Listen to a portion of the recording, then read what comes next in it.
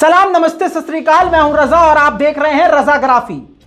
दोस्तों, इस रिपोर्ट को सुकून से बैठकर आपको देखना पड़ेगा।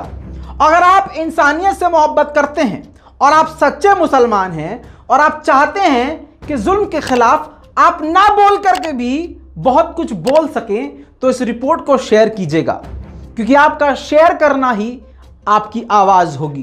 क्योंकि मुझे पता है कि आज भारत के मुसलमान के अंदर डर है, कोई नहीं बोलता। एक रजा खड़ा हुआ है, ऐसे 10 रजा, केवल 10 रजा सामने आ जाएं तो शायद कुछ कौम का अच्छा हो सके। ठीक है, आप मेरा साथ नहीं दे सकते तो इस तरह से साथ दीजिएगा, रिपोर्ट को शेयर कीजिएगा। सिर्फ इसमें मुसलमानों के कत्लेआम की बात नहीं, पूरा बताऊंगा किस तरह से यह प्लान बनाया गया है और किस तरह से काम किया जा रहा है। दिल्ली की खबर आपको पता चल गई होगी कि यमुना बिहार के इलाके में सी ब्लॉक में पूरे परिवार को भगवाधारियों ने, हिंदू आतंकियों ने, कट्टरवादियों ने मारा है और ऐसा मारा है कि लहू लुहान कर दिया है। दोस्तों, ये तस्वीर आप देखिए। मैं थोड़ा सा इसको ब्लर कर रहा हूं क्योंकि देखने लायक नहीं है और YouTube इससे पहले हमारे वीडियो को रिस्ट्रिक्शन मोड पर डाल दे, इसीलिए मैंने इसको सेंसर कर दिया है। और मुझे पूरा यकीन है कि ये क्लिप आप ऑलरेडी सोशल मीडिया पर देख चुके होंगे और हमारे भाई फरहान यहिया हिंदुस्तान लाइव पर ये तस्वीरें आप पहले ही देख चुके होंगे।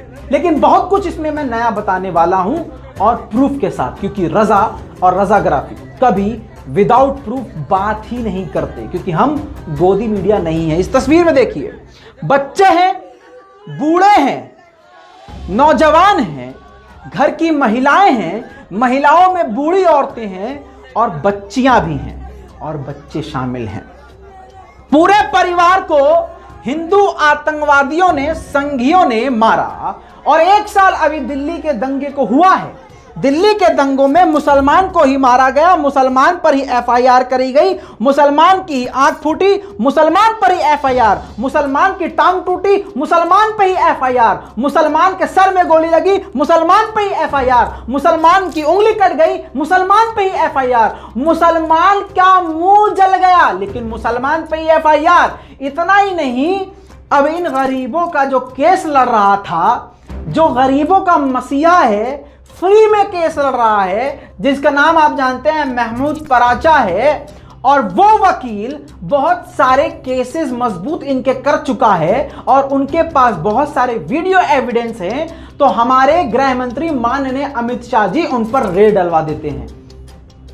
क्रोनोलॉजी समझिए। अभी आपको सारी इस रिपोर्ट में कहानी समझाऊंगा। दुनिया भर में जो ये वीडियो देख रहा है, आपसे गुजारिश है हर सोशल मीडिया पे इसको डाउनलोड करके शेयर कर दीजिएगा। आपके व्यूज नहीं चाहिए, ये काम मैं व्यूज के लिए नहीं कर रहा हूं, बिल्कुल नहीं। मैं सिर्फ ये काम इसलिए कर रहा हूं कि मुझे अल्लाह ने यहां तक पहुंचाया है और आपकी दुआओं ने और आपके साथ ने मुझे यहां तक पहुंचाया है। और आज अगर मैं हक ना बोलूं तो मैं अपने काम के साथ गद्दारी करूंगा, और मेरे खून में गद्दारी नहीं है, क्योंकि मैं भाजपाई नहीं हूं, अंधभक्त नहीं हूं। तस्वीरों में आप देख सकते हैं, शायद ये तस्वीर आप ना देख पाए, सोशल मीडिया पे बड़ी मुश्किल से आपने तस्वीर देखी होगी। दोस्तों, फरहान यहिया भाई से मेरी खुद बात हुई, उनकी रिपोर्ट्स अगर आपने देखी होंगी, जिसमें उन्होंने बताया है कि FIR तो हुई है, लेकिन क्रॉस FIR हुई है। मतलब जो पिटे हैं बुरी तरह से, पूरा घर पिटा है, पूरे मुस्लिम परिवार को मारा गया है, उन पर भी उल्टा FIR की गई है। यानी लड़ाई झगड़ा, दंगा नहीं, लड़ाई झगड़ा। अच्छा, 100 के सीधी बताऊंगा, वरना आप फरहान यहिया भाई के चैनल पर जाकर वो वीडियो पूरा देख सकते हैं। मैं आपको शॉर्ट में बताऊंगा कि मामला क्या है। मामला ऐसा है कि ये सी ब्लॉक में रहता है परिवार, वहां पर एक हिंदू चौकीदार से लड़ रहा था, मतलब गार्ड से लड़ रहा था और उससे गाली गलौज कर रहा था। अब कोई भी सीधा साधा आदमी होगा, शरीफ आदमी, वो ये कहेगा भाई तुम इसको गाली क्यों बक रहे हो, उसका क्या मतलब है, गेट कब बंद हो रहा है, कब खुल रहा है, ये इसके हाथ में नहीं है। वो उसको छोड़ के मुसलमान पे चढ़ गया कि ये मुसलमान है, अच्छा तेरी इतनी औकात है। उसने सीधा मुसलमानों को गालियां बकना शुरू कर दिया। उसके बाद वो कहता है रुक, मैं अभी तेरे को 10 मिनट में बताता हूं। वो बंदा मुसलमान जो है, वो परिवार वाला आदमी है, वो वापस अपने घर के अंदर चला गया। जब वो घर के अंदर चला गया तो 15 मिनट बाद दरवाजा बजा, बेल बजी। ये बंदा घर से बाहर निकला, देखा 30-35 हिंदू आतंकवादी वहां पहुंचते हैं, जाहिर सी बात है ये कौन से आतंकवादी हैं आप समझ सकते हैं, जिन्होंने पिछले साल खूब दंगा और हुड़दंग मचाया था। इन्होंने मारना शुरू कर दिया उस व्यक्ति को। बंदूक थी इनके पास और बंदूक के हत्थे से दांत तोड़ दिए। बंदूक के हत्थे से सर में मारा, कई टाके आए, माथे पे मारा, पीठ पर मारा, जहां जहां वो मार सकते थे मारा।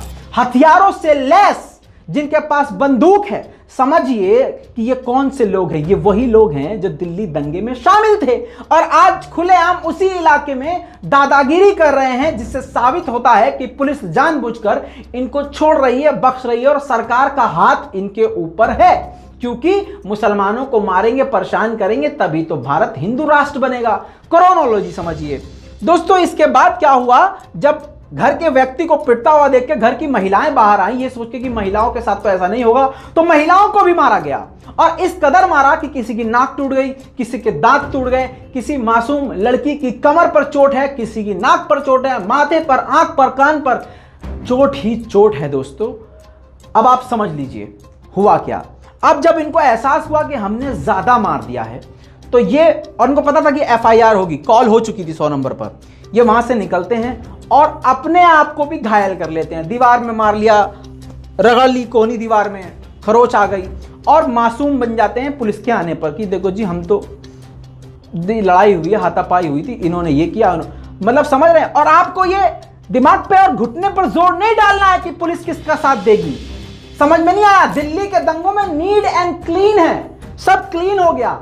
दिल्ली पुलिस की छवि पर बिल्कुल क्लियर सवाल खड़े हो चुके हैं और पिछले साल ही कई संस्थाओं ने सवाल खड़े करे थे। एमनेस्टी इंटरनेशनल जो इस वक्त भारत छोड़कर जा चुकी है इस वजह से, क्योंकि उसने दिल्ली के दंगों के सारे राज खोल दिए थे और पुलिस के भी सारे राज खोल दिए थे, तो माननीय अमित शाह ने उनके ही सारे बैंक अकाउंट को सीज करवाना शुरू कर दिया, जिसके बाद से एमनेस्टी इंटरनेशनल ह्यूमन राइट्स संस्था को भारत छोड़ के जाना पड़ा। क्रोनोलॉजी समझिए दोस्तों। ये जो सब कुछ हो रहा है ये पूरी प्लानिंग से हो रहा है। पिछले साल ही मैंने बोल दिया था कि दोबारा से दंगे होंगे, फिर 4 महीने पहले मैंने बोला था दोबारा दंगे होंगे।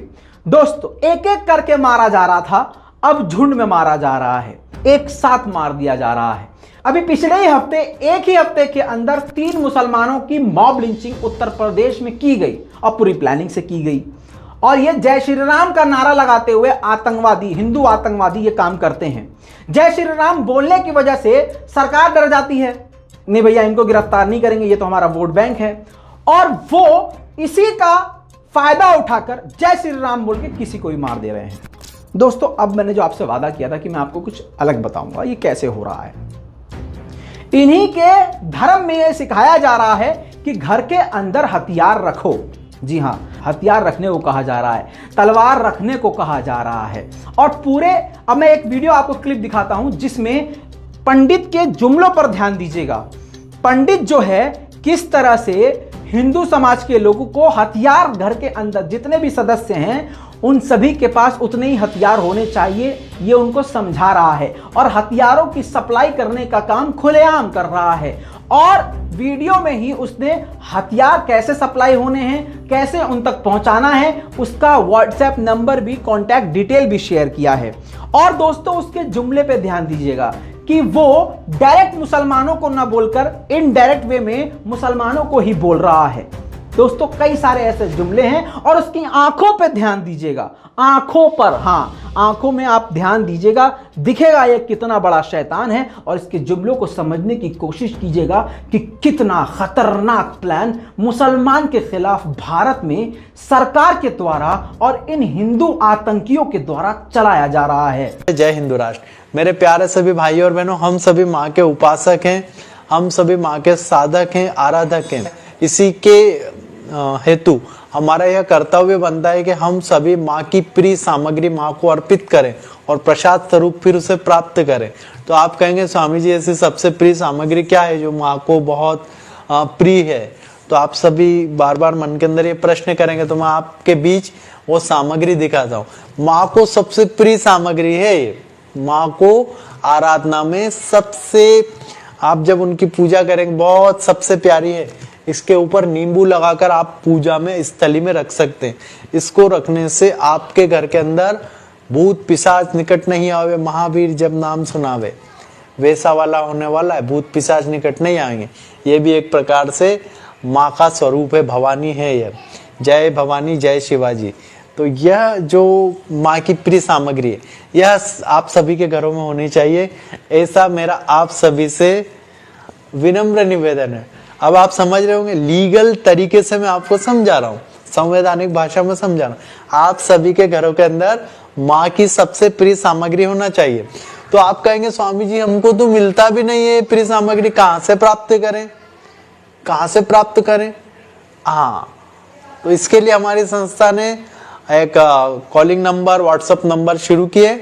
आप वहां पर कॉल कीजिए, आपके घरों तक अच्छी क्वालिटी की, जो माँ को प्रिय है, जो माँ समाज की रक्षा के लिए इस प्रकार की, जो क्योंकि इससे भूत पिशाच भागते, पता है आपको, भवानी का नाम सुनते ही भूत पिशाच भाग जाते हैं। तो ये जो माँ भवानी अच्छी क्वालिटी के आपके घरों तक पहुंचेगी, इसके लिए आप सभी विनम्र निवेदन है, अपने घरों के अंदर 1, 2, 3 जितने जितने सदस्य हैं उतनी प्रत्येक सदस्य के पास एक माँ की प्रिय सामग्री होनी चाहिए। इसके ऊपर नींबू लगा के भी रख सकते हैं, नहीं तो आप इसको इसके अंदर भी रख सकते हैं। जब पूजा का समय आएगा तब इसको निकाल लेना और फिर पूजा करके वापस रख सकते हैं। इसके ऊपर यहाँ पर नींबू लगा के पूजा के समय इस पर सिंदूर लगाकर इसको रख सकते हैं। ये एक बहुत बढ़िया माँ को प्रिय सामग्री है, सभी हिंदू भाइयों बहनों के घर में होनी चाहिए। ये भूत पिशाच, प्रेत, डाकिनी, शाकिनी, जिन, जिन्नात, इन चीजों से आपके परिवार की रक्षा करेगी। समझ रहे हो ना आप? मैं लीगली बोल रहा हूँ, भूत पिशाच कौन है वो आप समझ जाना, उनसे आपकी रक्षा करेगी। ठीक है, तो आप सभी आज ही तुरंत अपने घरों के लिए यह पूजन सामग्री, माँ की प्रिय सामग्री मंगवाएं। देखा दोस्तों, अगर अकल है आपके पास तो दिमाग के घोड़े खुल गए होंगे कि कितनी बड़ी साजिश, लेकिन फिर भी मुसलमान चुप रहेगा। खामोश रहो, तुम्हारी औकात है बोलने की। मुसलमान का जिगर, मुसलमान का ईमान पूरी तरह से मर चुका है। न संविधान की मदद लेंगे न कानून की। कानून की इसलिए नहीं लेंगे क्योंकि भैया पुलिस और कानून तो भैया मुसलमानों की सुनता ही नहीं है। तो आखिरी जो रास्ता बचता है सेल्फ डिफेंस का, वो भी मुसलमान नहीं कर पा रहा है। क्यों? ये पहले बेचारे आपस में ही लड़ लें। दूसरी बात, ये डर डर के जी रहे थे कि हम नहीं बोलेंगे, हम नहीं पढ़ेंगे, लेकिन इन्हीं को मार दिया जा रहा है। और मैं बोल रहा हूं, आज जो मुसलमान चुप हैं ये सोच के कि हम इस पछड़े में नहीं पड़ेंगे, कल ये आग तुम्हारे घर तक भी आएगी। हिंदू राष्ट्र के नाम पे पूरे हिंदुस्तान में मुसलमानों का कत्ल किया जाएगा। फिर से बोल रहा हूं, और यकीन नहीं आ रहा है, प्रूफ दे रहा हूं। अब अगला एक आप क्लिप देखेंगे जिसमें किस तरह से कुरान को जलाने की, कुरान पढ़ने वालों को मारने की और मुसलमानों का कत्लेआम करने की बात खुलेआम मीडिया पे करी जा रही है। मीडिया पे ऐसी बात करना इस बात की दलील है कि सरकार का पूरा इन लोगों को समर्थन है। इन लोगों पर एफआईआर और केस दर्ज न होना इस बात का सबूत है कि यह भाजपा खुद करवा रही है और पूरी तरह से सरकार और प्रशासन इनके साथ है। देखिए, कुरान की सच्चाई बताई। अगर हमारे से पहले आने वाली जो हमारे पहले जो हमारे गुरु थे, अगर वो इस सच्चाई को बताते तो आज ये स्थिति ना पैदा होती, मुसलमानों की हिम्मत ना होती इतनी। आप भी गलती मानते हैं कुरान को? बिल्कुल। कुरान है क्या कुरान? कुरान को फाड़ के सालों को जो कुरान पढ़ता है हमें वो भी समाप्त करना है। कुरान की बात कर रहे हैं,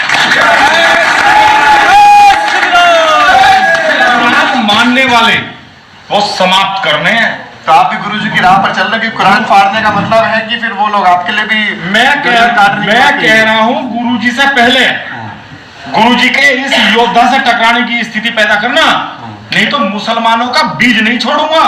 इस्लाम मैं नहीं छोड़ूंगा। ये तो हमारा सौभाग्य है, ये हमारा सौभाग्य है कि आने वाले जितने हमारे युवा और जितने योद्धा यहां बैठे हैं सभी को, पूरे देश के हिंदुओं को जगाने का काम यति नरसिंहानंद सरस्वती जी ने किया है।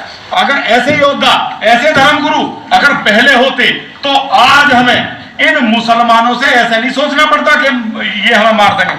हम पहले इन्हें, जब ये छोटी संख्या में तो सालों को मार देते। अगर ये हमारा दुर्भाग्य है कि इस समय यति नरसिंहानंद जी पैदा हुए। आज से 100 साल पहले गुरुजी पैदा होते हैं, जब जाके हम बताते हम इस्लाम का एक भी बच्चा, मेरी एक सोच है, मैं आपके चैनल के माध्यम से कह रहा हूं, आज जब देश का बंटवारा धर्म के आधार पर होगा तो उसे हम छोड़ना नहीं था। आप ये बताइए, गलती हुई है, पिंकी बिल्कुल सही कह रहा है। जब देश का बंटवारा हिंदू मुसलमान के आधार पर हो गया था तो हमें एक भी जो है मुसलमान इस देश में छोड़ना नहीं था। सोच के देखिए दोस्तों, कितना बेगैरत हो गया है मुसलमान। अब मुझे एक बात बताओ, अब पूरे भारत के जो ये बहुत गैरतमंद मुसलमान बनते हैं, बड़े बड़े नेता, एक भी एफआईआर तुम्हारी औकात हुई कि इन लोगों पर करें? पिछले 1 साल से अब तक तुमने दिल्ली दंगों में जो पीड़ित लोग हैं उनके पास चलो राशन पानी पहुंचा दिया, लेकिन उनकी सुरक्षा के लिए कोई कदम उठाए, कोई संस्था बनाई, कोई ऑर्गेनाइजेशन बनाया? नहीं। मस्जिद मस्जिद मस्जिद, अरे जितनी मस्जिदें तुमने बनाई हैं उतनी तुमने संस्था बनाई है, लेकिन क्या वो कमेटियां, वो संस्थाएं किसी लायक हैं? किसी लायक हैं? अरे जब मुसलमान सेफ नहीं तो तुम्हारी मस्जिदों में जाएगा कौन? जब मुसलमान बच नहीं रहा है तो तुम्हारी मस्जिदें कैसे बचेंगी? उत्तर प्रदेश में कई सारी मस्जिदों को ढा दिया गया है, कई सारे मदरसों पर लखनऊ से लेकर कहां कहां कब्जा किया जा रहा है, लेकिन मुसलमान कुछ नहीं कर पा रहा है, कुछ भी नहीं कर पा रहा है, कुछ भी नहीं। मुस्लिम बड़े बड़े नेता ऐसे हादसों को नोट कर रहे हैं और अगले आने वाले भाषण में इन सभी हादसों का सिर्फ जिक्र करेंगे, डायलॉग बाजी करेंगे, और आप और हम क्या करेंगे, उनके डायलॉग को कट करके उसको रील्स में बना करके पीछे बैकग्राउंड म्यूजिक डाल के उसको शेयर करेंगे और अपने आप को हीरो समझेंगे। लानत है यार तुम पर। दोस्तों, अब मैं आपको एक और खूबसूरत तस्वीर हिंदुत्व की दिखाने जा रहा हूं। ये जो राम वाले हैं और ये जो राम का नाम लेके गंद मचाने वाले हैं, इन्होंने हिंदुत्व की किस तरह से तस्वीर पलट दी है, किस तरह से हिंदुत्व को बदनाम करके, श्री राम को बदनाम करके अपने पूरे हिंदुत्व की तस्वीर को गंदा कर दिया है। मतलब आज हिंदुत्व का मतलब इन्होंने ये बना लिया है कि हिंदुत्व का मतलब है मुसलमानों का कत्लेआम। अगर आप हिंदू हैं तो आपको मुसलमान से नफरत करनी पड़ेगी, मुसलमान महिला का बलात्कार करना पड़ेगा और मुसलमान महिला की कोख चीर के उसका बच्चा पेट से बाहर निकाल के उसकी गर्दन काट के फेंकनी पड़ेगी, तब तुम हिंदू कहलाओगे, वरना हिंदू नहीं कहलाओगे। हिंदुत्व देखो। मेरा नाम ठाकुर शेखर चौहान, उत्तर प्रदेश प्रदेश अध्यक्ष करणी सेना। हमारे आदरणीय राष्ट्रीय अध्यक्ष सूरजपाल अम्मू जी ने हमें यहाँ भेजा है अपने आदेश निर्देश के अनुसार। हम नियमों में आए हैं और नियमों में अभी जा रहे हैं। अगर हमारे राष्ट्रीय अध्यक्ष जी का आदेश हो तो गोली चलाना और प्रहार की तो बहुत बड़ी बात है। अगर किसी को खरोंच भी हिंदू धर्म के लोगों को आ गई, हमारे गुरुजी को आ गई, तो इनके घर से हम औरतों के पेट में जो बच्चा है कोख में से निकाल के मारेंगे। औरतों के पेट में जो बच्चा है कोख में से निकाल के मारेंगे। औरतों के पेट में जो बच्चा है कोख में से निकाल के मारेंगे। दोस्तों, ये पूरे प्लान के साथ हो रहा है। ऐसे लोगों पर कोई कार्रवाई नहीं है। इनकी सोशल मीडिया पर प्रूफ, वीडियो सब कुछ मौजूद है, बयान मौजूद है, लेकिन मजाल है ऐसे लोगों को सरकार सुरक्षा दे रही है, ऐसे लोगों को Z+ सिक्योरिटी, Y+ सिक्योरिटी दे रही है। मतलब मुसलमानों के खिलाफ, एक कम्युनिटी के खिलाफ गंदी बातें बोल दो, उनको एकदम जलील करो, उनके ईमान, उनके इस्लाम, उनके धर्म के बारे में मतलब कुछ मत छोड़ो, सब कुछ बोल डालो। उसके बावजूद उल्टा उन्हें ही पुलिस प्रोटेक्शन दे रही है, सरकार प्रोटेक्शन दे रही है। तो दोस्तों, आपके दिमाग में गोबर तो है नहीं, समझना चाहिए आपको कि आपके साथ क्या होने वाला है। अबे बोलना शुरू करो, इससे पहले गर्दनें काट दी जाएं तुम्हारी और सिर्फ छटपटा के रह जाओगे, कुछ कर नहीं पाओगे। तुम्हें क्या लगता है जो ये कर रहे हैं तुम्हारे साथ, तुम इनके साथ नहीं कर सकते? कर सकते हो, संविधान के अंडर रहते हुए कर सकते हो। और जिस दिन तुम मजबूत हो गए, जिस दिन तुम अपनी रक्षा के लिए और अपने मुसलमान भाइयों के लिए खड़े हो गए, उस दिन ये बिल में घुस जाएंगे। ये जितने भी आज राष्ट्रवादी बने फिर रहे हो, हिंदू राष्ट्र की बात कर रहे हैं, इन सुअरों से पूछो तुमने खुद हिंदू के लिए क्या किया? नाले में बहे हैं हिंदू, कोरोना में नाले में बहे हैं, नदी में बहे हैं, मुसलमानों की तरह रेत में दफनाया गया है। इनकी औकात ये है। क्या किया है? मुसलमानों ने दफनाया है। जो हिंदू राष्ट्र की मांग कर रहे थे, बिना कागज देके हमारे मारे गए हैं। लेकिन दोस्तों, सवाल ये पैदा होता है कि अचानक ये सब दंगा, हिंदू मुस्लिम, मस्जिद तोड़ना और ये मदरसे पर कब्जा करना, ये सब अचानक से क्यों हो रहा है? क्योंकि चुनाव आने वाले हैं। जब भी भारत में चुनाव आता है, बीजेपी ये काम करती है करवाती है और बहुत सारे यूट्यूबर अब इसके समर्थन में उतरेंगे। मॉब लिंचिंग करने वाले के सपोर्ट में 50,000 से ज्यादा लोग इकट्ठा हो गए, उसमें भी मुसलमानों के खिलाफ बयान दिया जा रहा है और मुसलमानों की लिंचिंग करने वाले को आजाद करने की मांग की जा रही है। भारत है ये नया हिंदुस्तान। जब भाजपा का और नेताओं का इनका बयान ये है कि मुसलमान की महिलाओं को कब्र से निकाल के रेप करेंगे, तो आप क्या उम्मीद करते हो ऐसे लोगों से? क्या नरसिंहा लंड सरस्वती लगातार इससे पूछो सुअर तूने हिंदुत्व के लिए क्या किया? इसकी नजर में हिंदुत्व का मतलब है मुसलमान को मारो, जैसे किसी मुसलमान ने इनकी अम्मा के साथ कुछ गलत कर दिया हो। इतना ये भरा पड़ा है। अच्छा, मुसलमान बेचारा खामोश, क्या कहने, छोड़ो जाने दो, छोड़ो जाने। कब तक जाने दोगे बे? जो बड़े बड़े नेता हैं उनसे मेरी रिक्वेस्ट है, जाग जाओ भैया, जाग जाओ। राजनीति में अच्छी लगती है, जब कौम पे बात आती है तब राजनीति नहीं की जाती। आज आप चुप है ना, आपकी वजह से सैकड़ों मुसलमान मारे जाएंगे। जितनी देर से बोलोगे उतना ज्यादा मारे जाओगे। उम्मीद करता हूं गैरत थोड़ी सी जागी होगी, और फिर भी मैं कहीं ना कहीं यही सोच रहा हूं कि नहीं भी जागी होगी तो कोई फर्क नहीं पड़ता, क्योंकि आप लोगों से मुझे उम्मीद ही नहीं है। दोस्तों, एफआईआर अभी तक हाथ में नहीं दी गई है।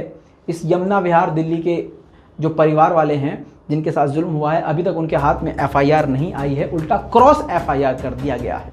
दोस्तों, इसी तरह से अब ये जारी रहेगा। आज मेरा नंबर है तो कल आपका नंबर होगा। इस पूरी रिपोर्ट पर अपनी राय मन करेगा तो दीजिएगा, वरना इस वीडियो को इग्नोर कर दीजिएगा, मत शेयर कीजिएगा। आप कैसे मुसलमान है इसी से साबित हो जाएगा। मैं हूं रजा, आप देख रहे थे रजाग्राफी। जय हिंद।